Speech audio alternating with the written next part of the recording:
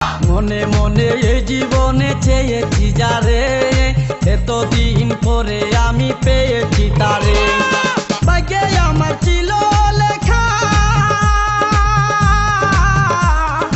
তাই তো পেলাম তোমার দেখা।